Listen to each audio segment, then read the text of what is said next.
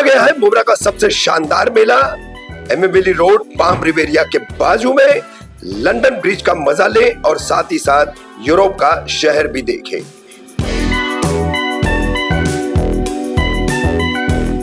Twister, आसमानी झूला, महाराजा train, jumping रोप, long tower, water boat और बहुत कुछ ऐसे यूनिक झूले और राइड्स का मजा ले। साथ ही फूड कोर्ट में स्नैक्स और मील्स भी एंजॉय करें। शाम 5 बजे से मेला ओपन होता है। 25 तारीख तक आप इस मेले का पूरा मजा ले सकते हैं। तो जल्दी से अपनी फैमिली के साथ मुब्रा के सबसे शानदार मेले में आए और एंजॉय करें। विकास के मुद्दों को लेकर इंडिया अलायंस के उम्मीदवार, राष्ट्रवादी कांग्रेस पार्टी शरद पवार गुट के उम्मीदवार जितेंद्र आव्हाड की प्रेस कॉन्फ्रेंस। प्रचार में भाजपा पर ही जोर क्यों के सवाल पर क्या बोले, सुनिए।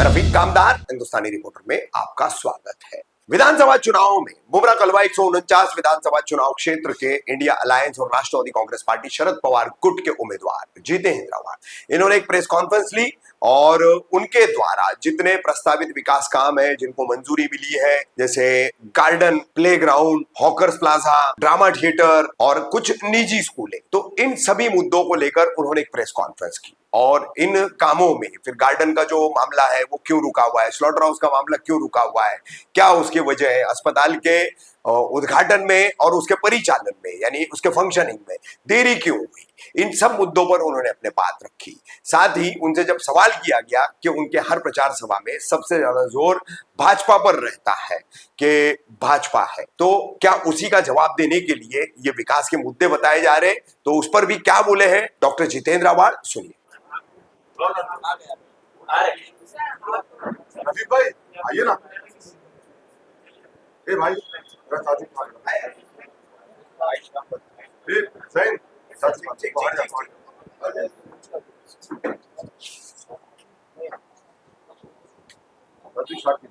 हमारे साथ चुनावी दौर है और आपने इमरजेंसी में आज अचानक प्रेस कॉन्फ्रेंस बुलाई है।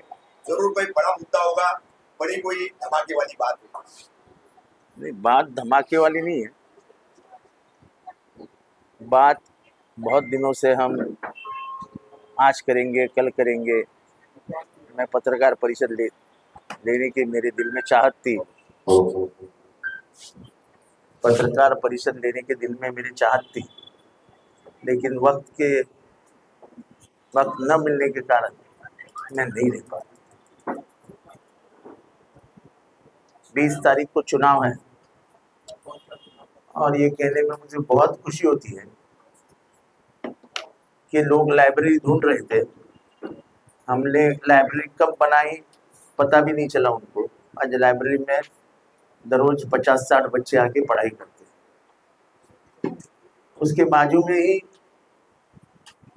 शादी खाना बन रहा है, उसकी प्लिंथ उठ चुकी है। ज्यादा दिन नहीं है अभी शादी खाना शुरू कर। कम्युनिटी हॉल कैसे?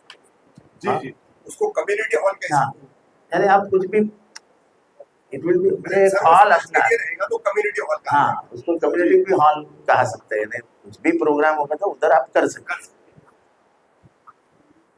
तो सबसे इम्पोर्टेंट ये है कि हॉस्पिटल शुरू हो गया। हॉस्पिटल सब मशीनरी आ गई है। उसे क्यों रुकाया गया था ये मेरी जानकारी में नहीं।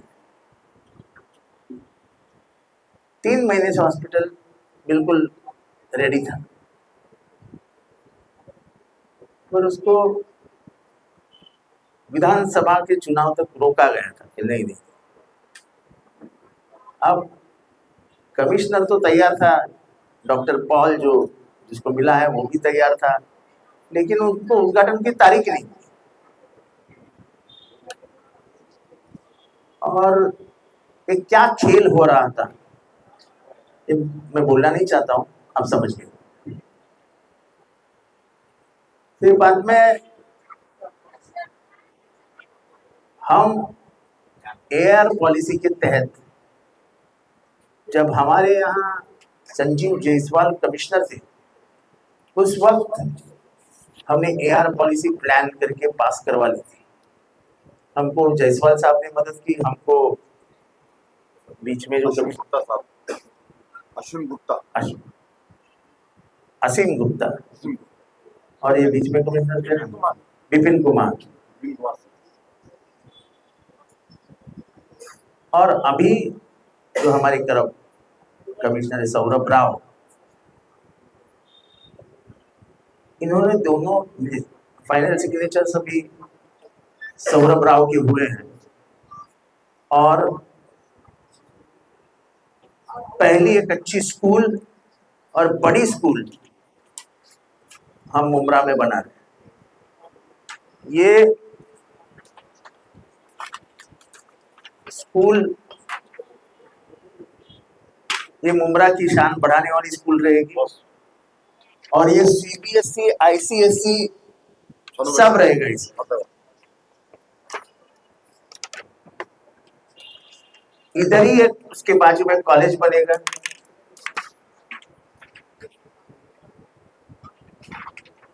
और ये टोटल प्लान पास करके हम आपके सामने देंगे। सर इसमें ही स्कूल प्लस कॉलेज दोनों है। हाँ, ऐसा ही इसमें ही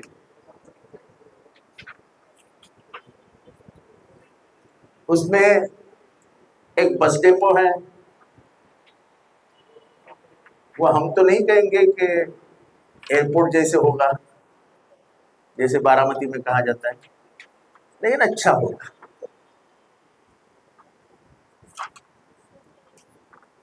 एक हॉकर्स मार्केट है। साहब ये बस ठीक सुनो भाई, नहीं, इसका ये मैं क्यों दिखा रहा हूं कि लोगों ने खत देके मित्तल ग्राउंड के सब काम बंद करवाने की कोशिश की। कुछ होशियार लोग हैं जिनको मित्तल का एक भी काम पसंद नहीं आता है। फिर वो बोलते हैं कभी जाके कि एलिट के ऊपर कब्रिस्तान का रिजर्वेशन था। अब कब्रिस्तान का 7/12 ही दे दिया मैंने, अब क्या है, इसको क्या बोलना है? उसके बाद कोई बोला नहीं है 7/12 गलत है। मैंने 7/12 ही दिखा दिया सबको। सब 7/12 है तो नीलेश 7/12 कह रहे थे। 7/12 तो वो तो उस दिन अमित कार्टर की आपने दिखाया मीटिंग में आपने दिखाया था। फिर दिखा देते सर। फिर दिखा देते हैं ना, कुछ नहीं आए उनके तो उनके लिए। जस्ट साहब और ये बात करेंगे पॉलिसी भी आप बस डिपो से चल रहे हैं आगे बढ़िए। हॉकर्स मार्केट, हॉकर्स मार्केट भी वहीं पे आ रहा है। सनु भाई ये दिखाइए। और इसमें ओपन स्पेसेस बहुत रहेंगे, और ओपन स्पेसेस होने के कारण हम फुटपाथ हॉकर्स को शिफ्ट कर सकें। एक नया हॉकर्स जोन भी हम ला रहे हैं, वो भी करवा लेंगे। ये 7/12 ये अब 7/12 ये कब्रिस्तान का 7/12 है। ये आप दिखा दीजिए उन लोगों को जो बातें कर रहे हैं।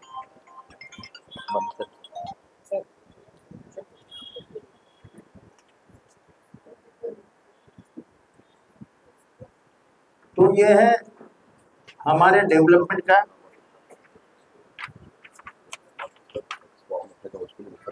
इसमें ड्रामा थिएटर है, पर उसका कुछ पार्ट हम हज हाउस, लेकिन कुछ लोगों का ऐसा भी बोलना है कि हज हाउस बहुत नजदीक है आपके, और मुंब्रा में कौन आके रहेगा हज हाउस का, क्योंकि एक हज हाउस बन रहा है सिडको के एरिया में,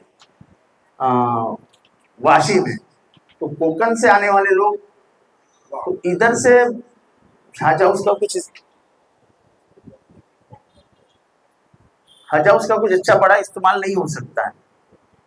तो अभी कैसे उसको बदला जा सकता है वो देखेंगे, लेकिन हर स्कूल के लिए उनका एनुअल डे फंक्शन के लिए एक स्टेज और बैठने की सुव्यवस्था चाहिए रहती है, क्योंकि अभी जैसे जैसे ये शहर बदल रहा है वैसे नए से एक नई आबादी यहाँ आती जाएगी, और उनको जब रास्ते ही अच्छे हो गए ये नहीं चलेगा, तो उनको स्कूल्स की फैसिलिटी भी अच्छी होनी चाहिए।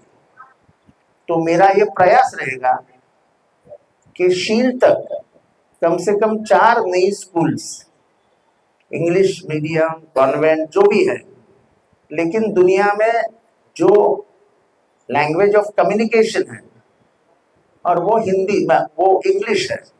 तो इंग्लिश स्कूल ज़्यादा ला करके बच्चों को तालीम के मामले में उनको कोई रुकावट ना आए, अच्छी तालीम उनको घर के नज़दीक मिलेगी, इसका हम प्रयास कर रहे हैं।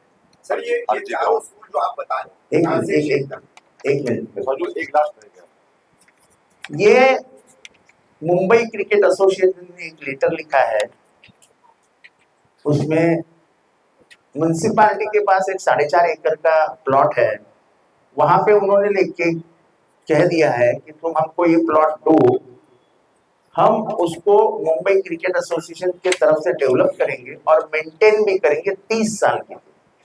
तो 10 साल के लिए तो है ही, लेकिन पूरी फाइल पास होने के बाद भी चुनाव है इसलिए रोका गया। आप जो समझे। नहीं, सबसे मजेदार बात यह है कि मित्तल ग्राउंड में काम कौन करता है? जितेंद्र रावण तो करता नहीं है, रवाब भाई, सलीम ढोले, उमर भाई, नदीम भाई, सब मुसलमान भाई ही है ना। आदिल भाई, शानू भाई, पप्पू भाई, यानी सब नमाजी अगर धंधे में है तो पूरे उनके धंधे बंद करने के लिए खत देना, और ऐसा नहीं है कि मैं हवा में बोल रहा हूँ, खत मेरे पास है पर मैं वो खत नहीं दिखाना चाहता हूँ, नाम भी नहीं लेना चाहता हूँ। पर ये तुम्हारा, यानी हर धंधे में तुमको किसी को रुकावट लानी, ये तुम्हारा प्रयास क्यों है? ये अभी इतने बिल्डर यहाँ पे धंधा करते हैं, कोई माइका लाल उठ के बोले कि जितेंद्र और हमारे ऑफिस में आके चाय पी के गए, कोई माइका लाल।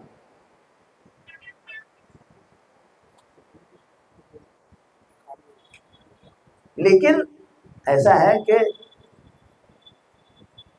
ताकत तुम्हारी सही जगह पे इस्तेमाल, तुम्हारे खत देने से काम नहीं रुका ना।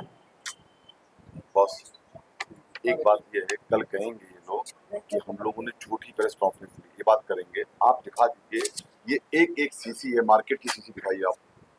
नहीं वो नहीं दिखाइए ना बॉस। हमारे पास सब सीसी है। देखिए ये मार्केट की सीसी है, बातें कल आएगी कि ये लोगों ने ऐसे ही दे दिया प्रेस कॉन्फ्रेंस। ये मार्केट की सीसी है, ये मैं दिखा रहा हूँ आपको। भाई ये जो एक मिनट मेरी प्रेस कॉन्फ्रेंस खत्म होने दो, फिर मांगता है वो सवाल पूछो। बॉस खाली एक मिनट, उसी के ताल्लुक से एक मिनट। और इसके बाद ये ड्रामा थिएटर की सीसी है, उसके बाद उनकी कॉपी एक दे देंगे अभी। ये स्कूल और कॉलेज और अर्जी की सीसी है, उसके बाद ये टीएमटी बस डिपो की सीसी है। अब ये बात करने के लायक नहीं रहेंगे कि हमने गलत बात किया। अब आप बोलिए आप। और हाँ, ये अर्जी का जो साहब बताया आपको, एमसीए का लेटर, सबकी कॉपी दे दें। हाँ, अभी आपको सबकी कॉपी हम आपको दे देंगे कि कॉपी। अब बोलिए बॉस। तो ये तो मेरे मुस्लिम भाइयों का ही था ना, उधर से ही रोजी रोटी आती है, बहुत रोजगार वहीं से मिलता है। जैसे ही वो बिल्डिंगें बनेगी, कम से कम 6000 फ्लैट वहां बन रहे हैं, तो 6000 घरों में 6000 काम वाली, 6000 नहीं 2000 तो काम वाली लग जाएगी। दूध का धंधा बढ़ जाएगा, चाय का धंधा बढ़ जाएगा, यानी इकोनॉमी। उसमें रुकावट डालने से आपका क्या फायदा है? क्या फायदा है? तुम्हारी हो सकती है किसी से दुश्मनी, पर सब मुसलमानों का धंधा बंद गिराना। अभी सलीम ढोले तो बड़ी शख्सियत है इस शहर की, तुमने तो सब पे कट डाल दिया, बंद करो इनका। जो स्टॉप वर्क नहीं आई वो बात अलग है, कोशिश की गई, पर कोशिश बहुत की गई, और उसमें उनके दोस्त है, उस प्रोजेक्ट के अंदर उनके दोस्त भी है, मैं नाम किसी का लेना नहीं चाहता हूँ। स्लॉटर हाउस, बहुत चिल्लाते थे मेरे नाम से, स्लॉटर हाउस कहाँ है, स्लॉटर हाउस गुम हो गया।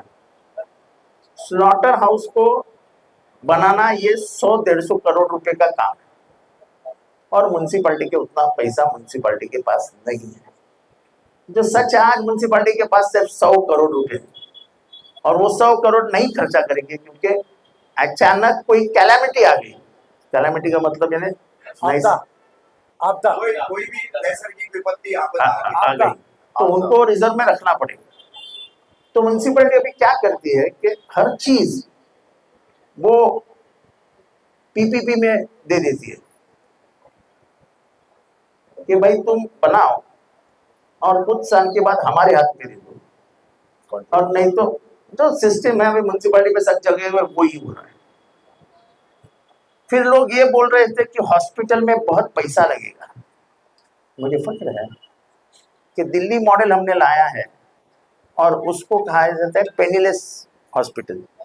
आपको 1 रुपया लेकर जाओगे हॉस्पिटल में तो आपको 1 रुपया भी जेब से नहीं निकालना पड़ेगा। वो डॉक्टर की जिम्मेदारी है, वो बोल कहाँ से वसूल करना उसको मालूम है।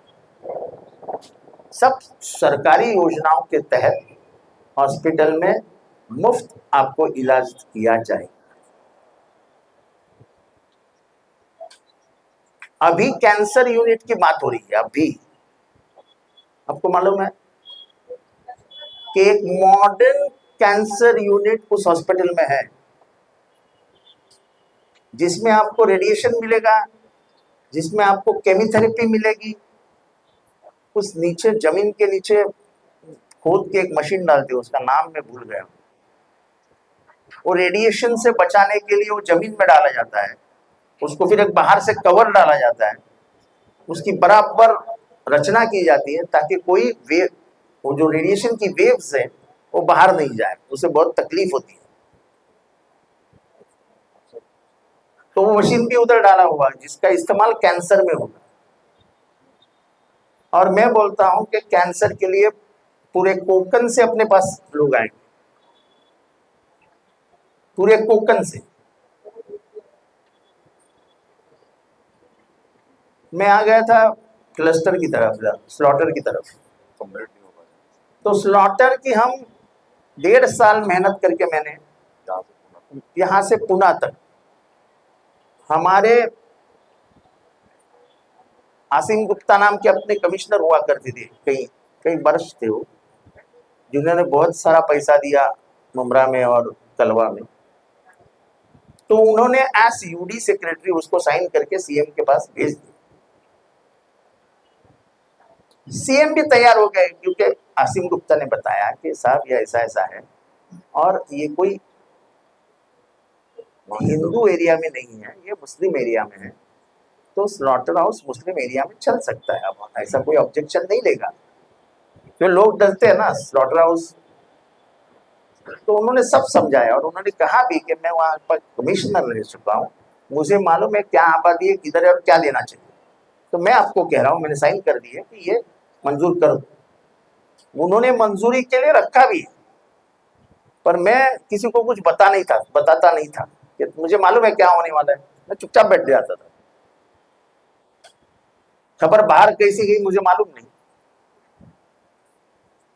मुख्यमंत्री को बोला गया साहब चुनाव जाने दो ना, रुका तब तक रुक गई।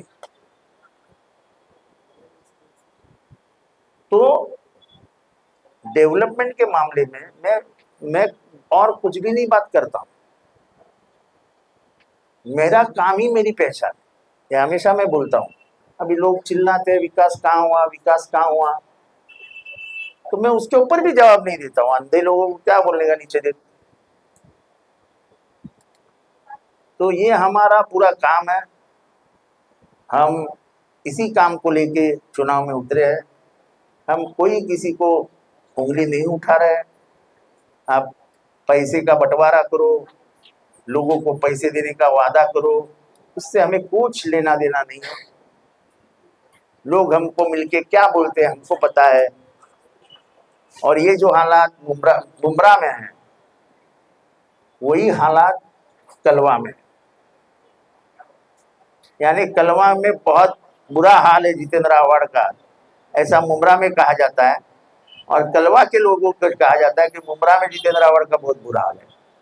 मैं मेरे हाल पे खुश हूँ, मेरा बुरा हाल है अच्छा हाल है ऊपर वाले को मालूम। तो ये प्रेस कॉन्फ्रेंस मैंने कोई किसी के लिए क्रिटिसाइज करने नहीं बुलाई थी, हम बहुत पॉजिटिव कैंपेन कर रहे हैं। हमने आज तक किसी भी आदमी का नाम नहीं लिया है स्टेज से, और नहीं चुनाव खत्म होने तक लेंगे। किसी भी आदमी का नाम नहीं लिया है, किसी के ऊपर भी टीका टिप्पणी नहीं करनी है। इसको ही डेवलपमेंट कहते हैं ऐसा हमारा मानना है। हम ये चीजें लाए हैं, और इसके आगे जाके और एक बता, अपने स्टेडियम की जहां दीवार खत्म होती है उस पे गार्डन का रिजर्वेशन था। तो मैंने, ये मित्तल ग्राउंड के मालिक अनिल मित्तल, ये मेरे दोस्त है, तो मैंने बोला एक गार्डन है जो वो मेरे नाम पे रख दीजिए, मैं इसको ले लूंगा। मैंने बोला कि मेरी एक तमन्ना है कि मेरे माँ के नाम ये गार्डन बने। अब ये सब मेरा उसका बात हुआ, बहुत लोगों ने उनको फोन किया कि ये गार्डन हमको दो, बड़ा प्लॉट है, 5-6-7 एकड़ का प्लॉट है। तो उन्होंने बोला नहीं भाई, जितेंद्र ने पहली बार कुछ मांगा है मेरे से, मैं उसको ना नहीं कह सकता। वो बेचारे ने दिया। फिर आपको मालूम है अभी डीपी आया नया डीपी, उसी स्टेडियम के सामने थोड़ा सा इधर उधर शमशान भूमि है। आपको मालूम है ना, 5 एकड़ कब्रिस्तान में एक स्मशान भूमि का पार्ट, 10 गुंठा जमीन, 20 गुंठा के 10 घंटा मालूम नहीं, लेकिन शमशान भूमि का रिजर्वेशन है और शमशान भूमि है उधर। तो 1 किलोमीटर के अफरात में आप सेकंड शमशान भूमि नहीं ला सकते, पर वो जमीन खराब करने के लिए वहां शमशान भूमि डालेंगे, रिजर्वेशन उठेगा। रिजर्वेशन कोई, पर ये कौन ला सकता है, ये कौन करता है सब? मैं किसी का भी नाम नहीं लिया। जो अपने आप को बहुत बड़े समझते हैं उस नीति में, कि इनका काम है गार्डन, क्या मेरी बच्ची खेलने वाली थी क्या यहाँ वहां पर, कोई मेरा बच्चा आने वाला था खेलने को या वहां पर? ये यहाँ के गरीब बच्चों के लिए क्रिकेट और वो ग्राउंड बन जाता, माँ बहनों के लिए गार्डन बन जाती, तो एक अच्छा व्यवस्था हो जाती। देखो व्यवस्था सुधरनी चाहिए। फिर चिल्लाते हैं रिजर्वेशन किधर गया। कल एक बोल रहा था कि 16 एकड़ का कब्रिस्तान का रिजर्वेशन है। मैं बोला यार, मैंने एडीटीपी को फोन किया, मैंने कब्रिस्तान 16 एकड़ किधर है? तो खुद हैरान होगा, 2 घंटे के बाद बोला अरे सब मिला के फिर भी 16 एकड़ नहीं होता है। तो ये ना, अफवाहें फैलाने के लिए आप कुछ भी कह सकते हैं, आपको कोई रोक नहीं सकता है, लेकिन आप फिजूल का वक्त बर्बाद मत करो। ऐसे खट डाल के और अफसरान को धमका के कुछ नहीं होता है। शहर को मालूम है डेवलपमेंट क्या है, और आपके नाते आज सभी घरों में जाएगा कि डेवलपमेंट किसको कहती, और जितेंद्र आव्हाड का नेक्स्ट 5 ईयर प्लान क्या है। सर आपने बताया 4 स्कूल बनाने का जो प्रस्ताव है, दौसा से लेकर के दौसा के नामों से लेकर शील तक, तो ये चारों स्कूल सरकारी होंगी, मनपा के नहीं, अंतर्गत होगी? मनपा बिनपा नहीं, अच्छी स्कूल लाएंगे। अच्छा होगा याद किया। हमारा जो इसका स्कूल है, MM वैली का जो म्यूनसिपैलिटी स्कूल है, वो फजलानी नामक के ट्रस्ट ने ले लिया है। अच्छा। अब उधर का पूरा मेंटेनेंस, उधर की पूरी टीचर्स की व्यवस्था, पढ़ाई लिखाई, उनका पूरा सब तलाशना, ये वो सब वो फजलानी ट्रस्ट करेगा। एग्रीमेंट हो चुका है। अभी तक मैं ये क्यों नहीं बताया था, नहीं तो वो भी कैंसिल हो जाता। अब कुछ कैंसिल नहीं हो सकता है, अभी कमिश्नर भी चाहे तो कैंसिल नहीं कर सकता है। कोई पत्र चला जाता है? हाँ, मैं नहीं बोलना चाहता हूँ पत्र चला जाता, क्या जाता, हो जाता, लेकिन वो कैंसिल हो जाता। तो मैंने फजलानी का सब चालू था, मैंने इनको भी नहीं बोला था कि फजलानी का चालू है। मैंने नहीं बोला था कि अब मुमरा में एक काम करने वाला, एक काम रुकाने वाला।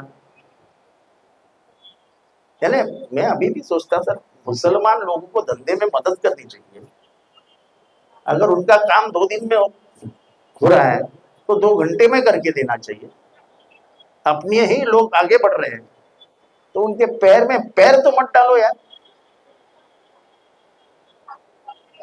पवार साहब, किए गए विकास काम ठीक है, अब आपने ये आने वाले फ्यूचर का पूरा प्लान बताया, उसमें किस तरह से रुकावटें डाली गई ये भी बताया, तो क्या ये एक वो प्रयास है, चर्चा है शहर में, विपक्ष जो है आपके सामने खड़ा है वो आरोप लगाता है कि आपके पास भाजपा के अलावा कोई दूसरा मुद्दा नहीं है, तो क्या ये उसी को आपने जो है जवाब देने के लिए ये तमाम चीजें सबके सामने? देखो मेरे भाई, ये आज पास नहीं हुआ है। मेरे को प्रेस कॉन्फ्रेंस करने के लिए ऐसा समय नहीं मिल रहा था। आज मुझे आराम था तो मैंने शमीम भाई को कल बोला 4 बजे प्रेस कॉन्फ्रेंस बुलाओ। दूसरी चीज, भाजपा का मुद्दा है ना, क्यों मुद्दा नहीं है? हमारे विचारधारा की लड़ाई है और मैं विचारधारा की लड़ाई आपको मालूम है, आज नहीं लड़ रहा हूं, मेरे बचपने से लड़ रहा हूं, क्योंकि जो विचारधारा में चाहिए ही नहीं। जिन्होंने गांधी को मारा वो विचारधारा में स्वीकारूंगा नहीं। जिन्होंने संविधान को मारा, मारने की कोशिश आज भी जारी है, उनकी विचारधारा में से लगाव लग सकता हो नहीं। जिन्होंने तिरंगे को गालियां दी, तिरंगे को अशुभ कहा, वो तिरंगे का अपमान करने वालों की विचारधारा में स्वीकार कर सकता हूं। और जो हर रोज दलितों पे अन्याय करते हैं, मुसलमानों को पे अन्याय करते हैं, हारने के बाद वोट जिहाद कहते हैं, तो उसका तो हम बोलेंगे ना। और तुम उनके दोस्त हो, क्यों ना कबूल कर रहे हो? सब जगह फोटो देखो ना, मोदी, अमित शाह, एकनाथ शिंदे, देवेंद्र फडणवीस और अजित पवार। तो मैंने क्या गलत कहा भाई? आप उनके साथ हो तो साथ हो।